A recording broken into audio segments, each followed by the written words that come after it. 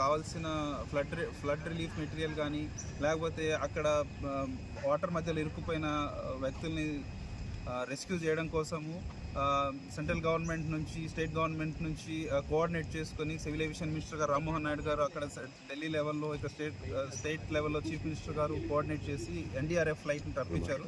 Morning 6:30కి flight land అవ్వడం జరిగింది.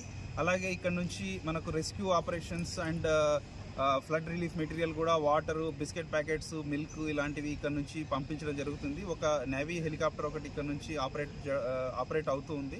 Already ఒకసారి ఇక్కడ నుంచి మెటీరియల్ తీసుకెళ్ళి డ్రాప్ చేసి వచ్చి మళ్ళీ రెండో ట్రిప్ ఇప్పుడు వెళ్ళింది.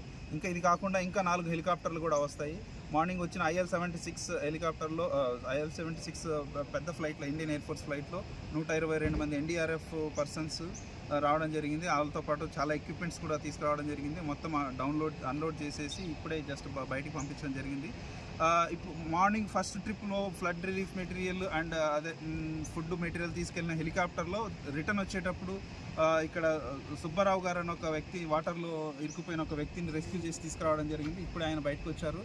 సో సెకండ్ ట్రిప్ మళ్ళీ without stopping the engines, navy officers time waste అవుతుందని చెప్పేసి ఇంజిన్ స్టాప్ చేయకుండా రీఫీలింగ్ చేసి అలాగే మెటీరియల్ మళ్ళీ లోడ్ చేసుకొని వెళ్ళారు.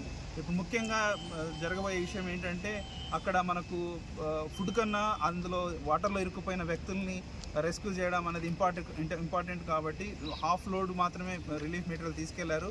దాన్ని ఎంత త్వరగా వీలైతే అంత తొందరగా డ్రాప్ చేసేసి మిగతా ప్యాసింజర్స్ని పికప్ చేసుకొని వస్తారు.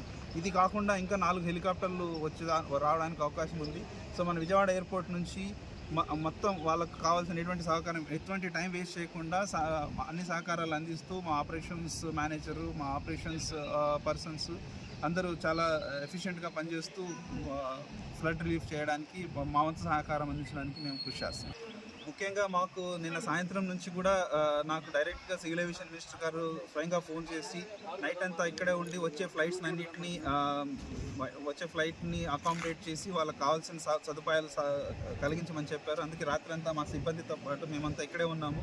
నైట్ వచ్చిన ఫ్లైట్స్కి వాళ్ళకు మెటీరియల్ లోడ్ చేయడానికి, అన్లోడ్ చేయడానికి మెటీరియల్ కూడా స్వయంగా మా స్టాఫ్ స్వయంగా లోడ్ చేయడం కూడా జరిగింది. మా స్టాఫ్ అందరూ సహకరిస్తున్నారు, పోలీసు వాళ్ళు సహకరిస్తున్నారు, గ్రౌండ్ స్టాఫ్ సహకరిస్తున్నారు.